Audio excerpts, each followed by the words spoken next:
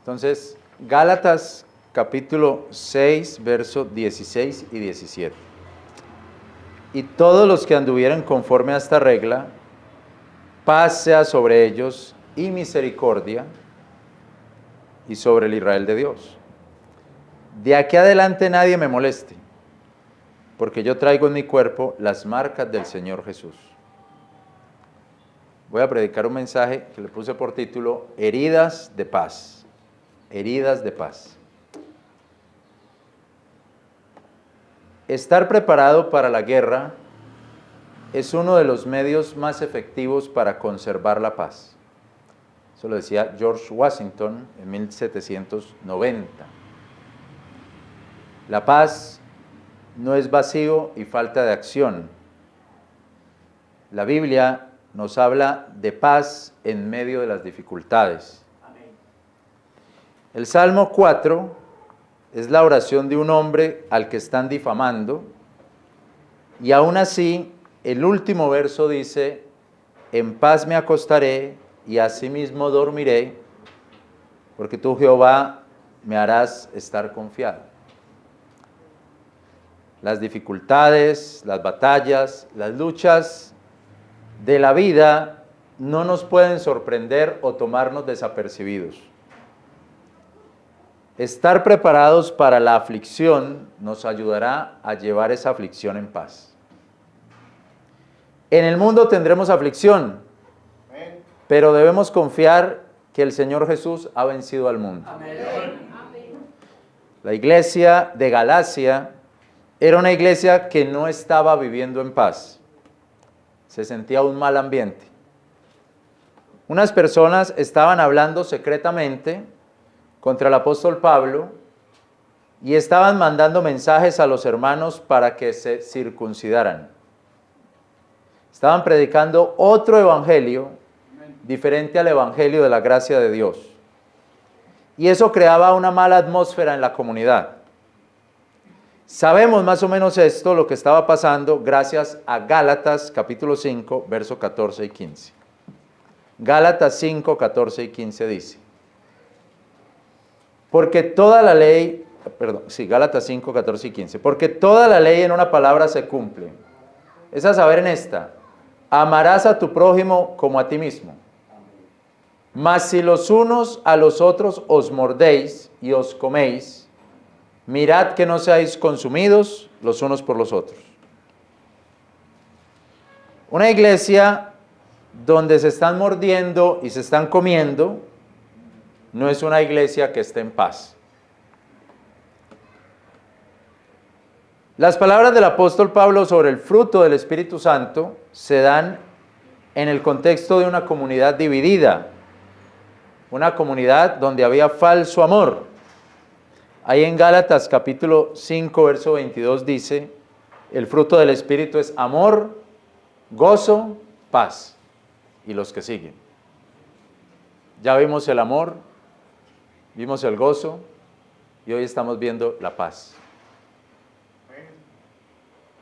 Las palabras del apóstol Pablo sobre el fruto del Espíritu se dan en un contexto de una comunidad dividida, una comunidad donde había un falso amor, un amor que no era el amor por ayudar al otro, sino por buscar el primer lugar.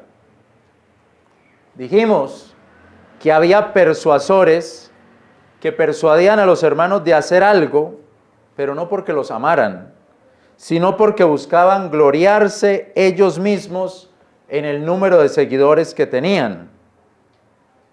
Esa es la persuasión que no viene del amor, sino que viene de la salamería, del hacerse creer mucho o hacerse creer que está muy alto, que es mejor que los demás. Hablaba con un amigo que me contaba sobre un empleo que está esperando en una institución del gobierno. Un funcionario estatal lo llama frecuentemente para decirle que están haciendo todo lo posible y que pronto va a reventar ese empleo, que le va a salir ese puesto que es un puestazo y que pronto, que están haciendo todo lo que se puede para que él lo tenga. Entonces yo le dije, qué bueno, tienes buenos contactos con el gobierno, buenos contactos que te ayudan. Y mi amigo me respondió, Fabio, no sea ingenuo. Ese hombre me llama para que cuando yo tenga el puesto piense que se lo debo a él. Pero él no tiene ninguna influencia sobre ese trabajo. Es pura salamería. Que quiere que cuando yo esté ahí trabajando, yo piense que le debo ese trabajo a él. Y eso, mis hermanos, no es amor. Eso es puro orgullo, política, vanagloria. En una iglesia con vanagloria hay poco amor y mucha salamería, mucha adulación. Una iglesia con un falso amor es una iglesia donde no hay paz. Además, estos persuasores, aquellos que enseñaban que los hombres de la iglesia se tenían que circuncidar, se gozaban en los contactos que tenían, en lo que sabían, en lo que habían hecho, en los puestos que tenían y en las influencias con las que contaban. Gálatas 6:4 dice, así que cada uno examine su propia obra y entonces en sí mismo solamente tendrá de qué gloriarse y no en otro. Dijimos que eran personas que se gloriaban en los otros, en que tenían contactos con tal apóstol, o en que habían viajado a tal lugar, o en que conocían tales personas, y en que se gozaban porque tenían buenos puestos y un pedigrí. Pero si usted tiene que sacar a relucir sus contactos y sus diplomas, y si tiene que sacar a relucir sus títulos, es porque usted no tiene un buen argumento. Una iglesia con personas que viven gloriándose a ellas mismas, sin ser nada, gloriándose en otros, es una iglesia que no tiene gozo. Es una iglesia que tiene el falso gozo. Cuando usted y yo nos examinamos a nosotros mismos, nos damos cuenta de que no tenemos mucho en qué gloriarnos. Tenemos muy poquito en qué gloriarnos. Entonces, si para eso buscamos lo que otros están haciendo, lo que otros están escribiendo, o lo que otros están construyendo, eso es un falso gozo. Una iglesia donde los líderes se gozan en otros y no se examinan a sí mismos, o si lo hacen es solamente para vanagloriarse, es una iglesia que no tiene paz, donde cualquier tormenta va a llegar y la va a llevar a la destrucción, al chisme, al desastre. El punto de hoy entonces es la paz. Habíamos hablado del amor y del gozo.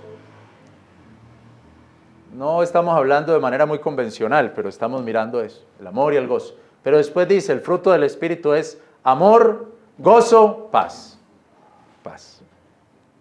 Lo contrario a la paz serían las enemistades, los pleitos, los celos, las iras, las contiendas, las disensiones, las herejías, las envidias, los homicidios. Lo que dice ahí el capítulo 5, verso 19, verso 20, idolatrías, hechicerías, enemistades, pleitos, celos, iras, contiendas, las obras de la carne. Amén. Allá no hay paz, solamente hay problemas. Imagínense, disensiones, herejías, homicidios, solamente hay problemas. Ahora, hermanos, digamos que aquí en nuestra iglesia estamos bien, gracias a Dios. Siempre habrá problemas, pero digamos que estamos bien. Gloria a Dios, que vamos bien y adelante. Pero si analizamos, parece ser que entre más crezca una institución, llegan más problemas. Entre más crezca una institución, hay más dificultades, disensiones, pleitos, peleas, iras, contiendas. Ahora mismo, por ejemplo, la Universidad Nacional está llena de diatribas y de problemas y de acusaciones con la designación del nuevo rector.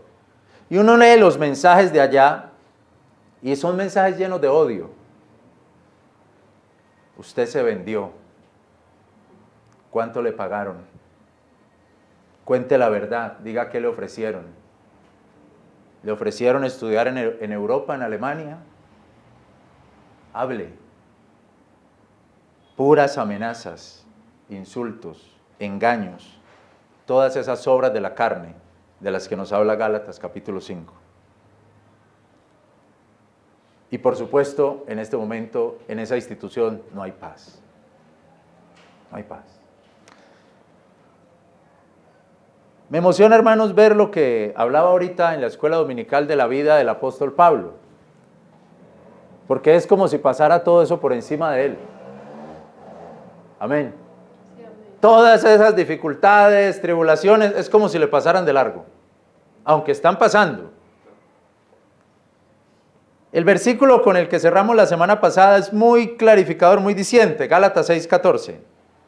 Más lejos esté de mí el gloriarme, sino en la cruz del Señor nuestro Jesucristo, por el cual el mundo me es crucificado a mí y yo al mundo. Más lejos esté de mí el gloriarme, sino en la cruz de nuestro Señor Jesucristo. Varios hermanos me dijeron, no entendíamos bien ese versículo, no entendíamos esas palabras. ¿Cómo así que el mundo me es crucificado a mí y yo al mundo? ¿Cómo así que me glorío en la cruz de Cristo porque por el Señor Jesucristo y especialmente por su obra redentora en la cruz, el mundo me es crucificado a mí y yo soy crucificado al mundo? Le mostré un comentario a Luis Esteban. Luis Esteban, mira este comentario lo que dice. La virtud de la cruz inspira en mi corazón un horror y un desagrado por el mundo, como el que naturalmente inspiraría o causaría un hombre muerto en el suplicio, en una cruz. Y al mismo tiempo, la virtud de la cruz hace que yo halle toda mi gloria, todas mis delicias en ser despreciado por el mundo, como el mundo despreciaría a un crucificado. Por eso, el mundo me es crucificado a mí, yo soy crucificado al mundo. El mundo es como un crucificado para mí y por eso no lo anhelo, porque un crucificado es algo que se desprecia. Y como yo soy crucificado para el mundo no me anhela a mí, porque soy como un crucificado para ellos, y un crucificado es algo que se desprecia. El mundo tampoco me anhela. Ni yo anhelo al mundo, ni el mundo me anhela a mí. Hermanos, ¿será acaso que si el mundo nos desprecia, como despreciarían a un condenado a muerte, eso me prepara para la guerra, para las batallas que tengo que dar, y al mismo tiempo me da paz? ¿Será acaso que si yo desprecio al mundo, como se desprecia a un condenado, eso me prepara para cualquier batalla que tenga que dar en esta vida? Pienso que sí. Que el ser crucificado para el mundo y el mundo un crucificado para mí me hace estar listo para cualquier batalla que haya que afrontar. Cuando me glorío en la cruz de Cristo, soy un crucificado para el mundo. Y el mundo es como un crucificado para mí. Por eso el apóstol Pablo padecía persecución. Mire capítulo 6, verso 12. Todos los que quieren agradar en la carne, estos os constriñen a circuncidaros, solamente por no padecer la persecución por la cruz de Cristo. Por no padecer persecución por la cruz de Cristo. Digo entonces, hermanos, a pesar de ser un perseguido, el apóstol Pablo tenía paz. A pesar de que lo estaban persiguiendo por la predicación de la cruz, él vivía en paz. Y eso me parece diferente o contrario a lo de David, que decía ahora en la escuela dominical. Usted lee los salmos de David y son los salmos de una persona angustiadísima. Está angustiado. Está perturbado. Su alma está en una guerra, en una batalla, a diferencia de Pablo. Me acuerdo del Salmo 56. Soy como la paloma muda en las lejanías. Ten misericordia de mí, oh Dios, porque me traga el hombre. Cada día batallándome me aprieta.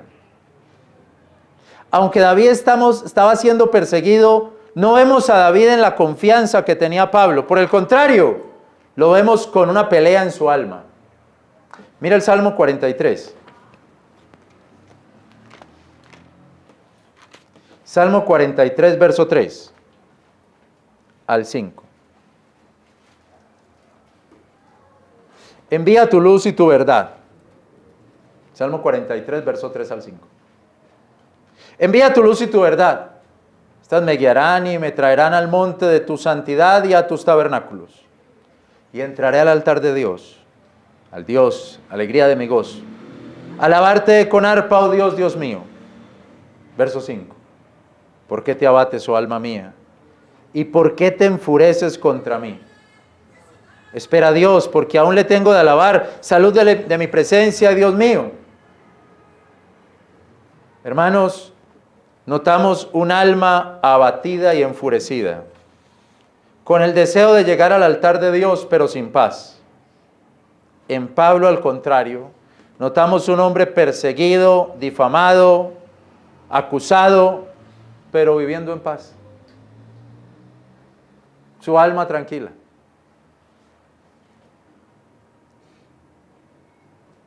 Y eso hay que irlo entendiendo. Entonces, la paz no es el vacío y la falta de batallas. La paz es que a pesar de las batallas, mi alma no está enfurecida contra mí.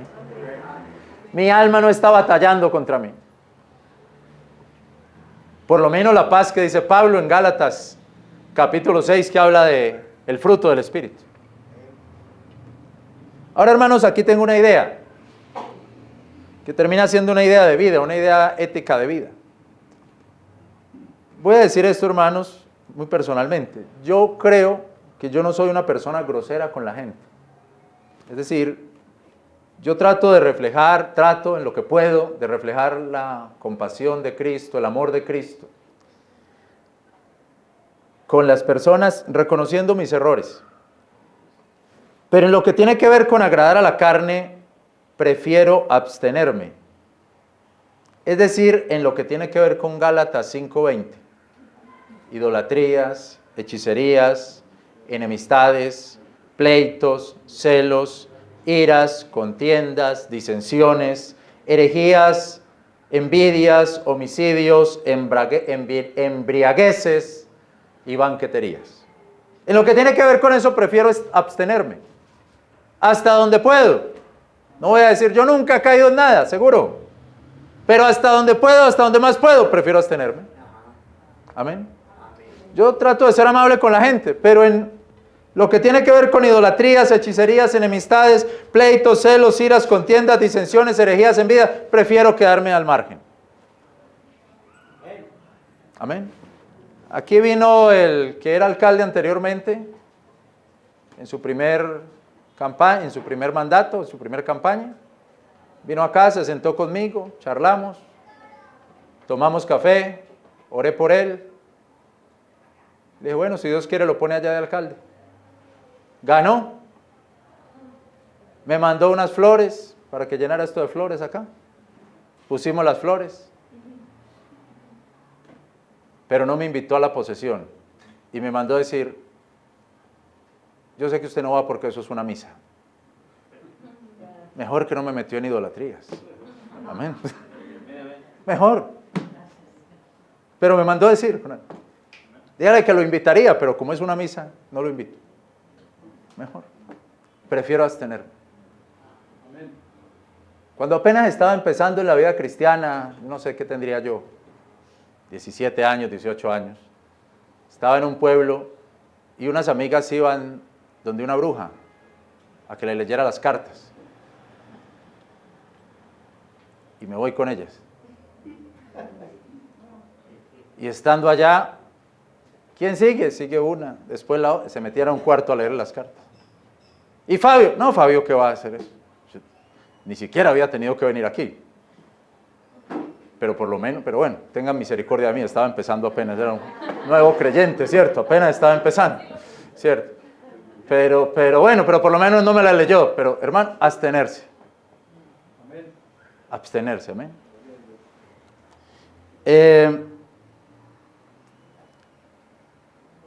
También, hermanos, generalmente cuando yo digo que soy pastor y que estoy casado, me dejan de invitar a las fiestas con las chicas malas. Igualmente siempre soy amable, pero llevar el logo de cristiano, llevar la cruz de Cristo, tratar de explicar la vida desde la fe, te pone una marca en la frente. Amén. Y el mundo de alguna manera te desprecia, te crucifica e incluso a algunos los puede llegar hasta perseguir por su fe. Aunque, si lo notamos, los que están persiguiendo al apóstol Pablo en Gálatas es gente de la iglesia. No son del mundo. Amén. Es gente de la iglesia. Creyentes que creían en la circuncisión. Y es una lástima, hermano, porque también nosotros podríamos decir que si alguien ha hablado mal de este ministerio, no ha sido gente del mundo, ha sido gente cristiana. Creyentes. Es triste que eso sea así, que sean los mismos creyentes y no los del mundo, los que difaman. Ahora mire Gálatas 5:11.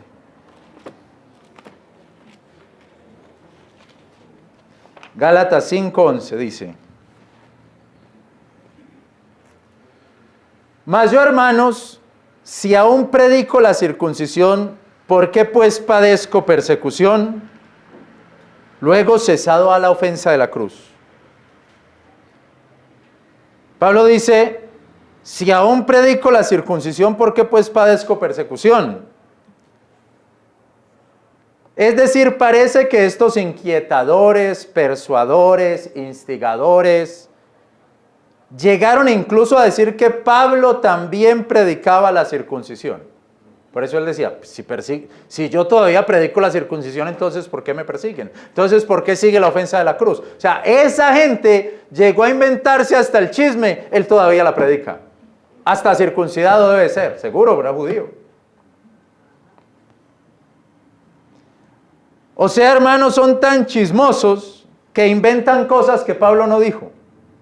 Y el apóstol responde: no, señores, yo no predico la circuncisión. Yo sigo predicando que en la cruz de Cristo fueron llevadas todas nuestras deudas. No, señores, yo no predico la religión.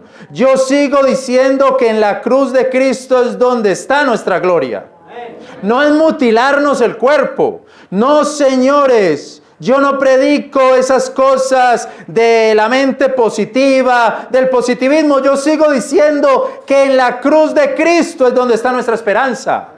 No, señores, yo no predico de la prosperidad ni el poder de los grandes hombres. Yo sigo diciendo que en la cruz de Cristo es donde está el poder. No, señores, yo no puedo hacer vana la cruz de Cristo, que parece ser una ofensa a todas esas filosofías que estaban enseñando estos falsos maestros y que siguen enseñando hoy los falsos maestros. Una última pregunta sería: entonces, ¿es la predicación de la cruz una ofensa? Pues sí, ofende. Es una ofensa porque dice que toda la vida espiritual de un hombre, de una mujer, está relacionada es con la vivencia, con la realidad, con la apropiación del sacrificio de la cruz en su vida, en la vida de cada uno. En Gálatas la palabra cruz, crucificado, aparece reiteradas veces. Y lo que Pablo está diciendo es: mi vida espiritual, mi vida en general, gira en torno a que me veo como un hombre crucificado juntamente con Cristo. Como está ahí, Gálatas 2:20. Estoy crucificado con Cristo. Mas vivo no ya yo, sino que Cristo vive en mí. La vida que ahora vivo en la carne, la vivo por la fe del Hijo de Dios, el cual me amó y se entregó a sí mismo por mí. No desecho la gracia de Dios. Porque si por la ley y la justicia, entonces Cristo por demás murió. Predicar eso parece una ofensa. En este tiempo sigue siendo una ofensa. Actualmente sigue existiendo la ofensa de la cruz de Cristo. Sigue vigente la ofensa de la cruz de Cristo a todos los orgullosos, a todos los hombres orgullosos que creen en sí mismos más que en Dios. La predicación de la cruz es una ofensa a los religiosos moralistas que creen que por sus propias obras serán justificados. La predicación de la cruz es una ofensa a los filósofos intelectualoides que apelan a la razón y no a la fe para creer en el crucificado. La predicación de la cruz es una ofensa a los hombres cultos y estudiados, porque la palabra de la cruz es incluso para las personas más humildes, sin estudios o aún analfabetas. La predicación de la cruz es una ofensa a las tradiciones culturales de los diferentes pueblos que piensan que es en su pasado en donde está la riqueza espiritual y no en Dios mismo y en su cruz. La predicación de la cruz es una ofensa al sentido de castas y apellidos, porque Dios eligió a los pobres y sencillos para darles la vida eterna. La predicación de la cruz es una ofensa para todo hombre, para toda mujer que han nacido en este mundo, porque les dice, tienes que nacer de nuevo. La predicación de la cruz sigue siendo hoy día una ofensa para todo aquel que se cree algo, no siendo nada. No siendo nada, engañándose a sí mismo.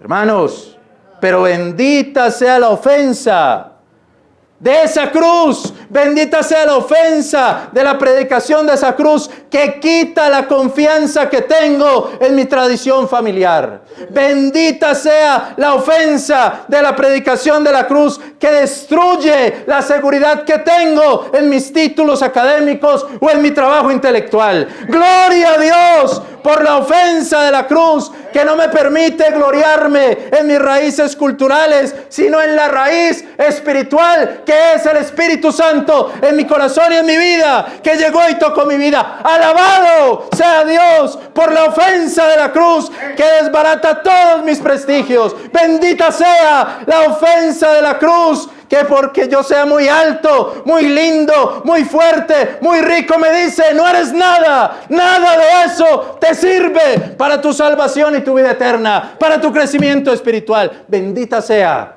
la ofensa de la cruz que me da paz, que le da paz a mi alma en medio del desprecio de este mundo.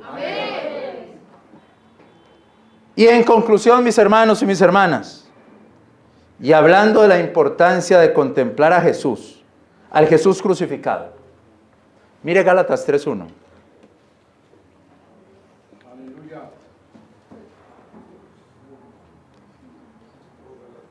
Ay, tengo títulos, tengo plata, tengo un revólver aquí, tengo 3 mujeres. Ay, ¿de qué le sirve todo eso? Predíquele la cruz y lo sigue ofendiendo. Predique la cruz y la sigue ofendiendo. Ya trabajo con el gobierno, ya me gano 15 millones, 16 millones mensuales. No le sirve de nada. Predíquele la cruz y lo sigue ofendiendo. Ya tengo una casa, 2 casas, 3 casas. No sirve de nada. Basura de este mundo. Predíquele la cruz y lo sigue ofendiendo. Gálatas 3:1 dice, oh Gálatas sin seso. No tienen cerebro ustedes. No tienen sesos. Sin seso. No tienen cerebro. ¿Quién os hechizó para no obedecer la verdad? Delante de cuyos ojos Jesucristo fue ya claramente representado, crucificado entre vosotros. Yo me preguntaba, ¿cómo hicieron los Gálatas para ver a Cristo representado como crucificado? Representar es volver a presentar. Representar. Volver a presentar. Y resulta que cuando Pablo escribió esto, pues hacía mucho que Cristo había muerto. ¿Cómo ellos volvieron a ver a Cristo crucificado? Porque dice, delante de cuyos ojos, ya ustedes lo vieron, lo volvieron a ver crucificado. Pero ¿cómo ellos lo volvieron a ver si ya hacía tiempo que había muerto? ¿Será que había un buen dibujante que dibujó la cruz porque no vean fotografías, ¿cierto? Que dibujó la cruz y dibujó el crucificado y se los llevó y vea el dibujo que tengo. ¿Y lo vieron? ¿O será que había un gran carpintero que hizo una cruz de madera y un crucifijo y dice, vea, este es el Cristo crucificado y se los mostró? Pues hermanos, la única respuesta que tengo es, ellos lo vieron en el cuerpo y obras del apóstol Pablo. Porque Pablo dijo, yo estoy crucificado juntamente con Cristo. Y las heridas que había en el cuerpo de Pablo, él las mostraba como las marcas del Señor Jesús. Gálatas 6. Tremenda palabra, hermano. Amén. 17. De aquí en adelante nadie me moleste, porque yo traigo en mi cuerpo las marcas del Señor Jesús. Las heridas del Señor Jesús. Sus luchas, sus trabajos, sus persecuciones, ya le habían afectado el cuerpo. Él le dijo a los Gálatas, yo sé que ustedes quisieran sacarle sus ojos y ponérmelos a mí. Ya no me veía bien, parece. Las marcas del dolor, del sacrificio del Señor Jesús, yo las tengo en mi cuerpo. Gálatas insensatos, ¿no vieron ya ustedes al Señor Jesucristo? ¿No vieron ya la obra de Cristo en mí? Amén. Yo traigo en mi cuerpo las marcas del Señor Jesús. He aquí mi cuerpo escrito, herido en persecuciones, en dificultades, en improperios, en infamias, pero en paz, para mostrarles a Jesús. He aquí mi cuerpo con las marcas del Señor Jesús, heridas de paz, heridas que muestran paz. Oremos, hermano.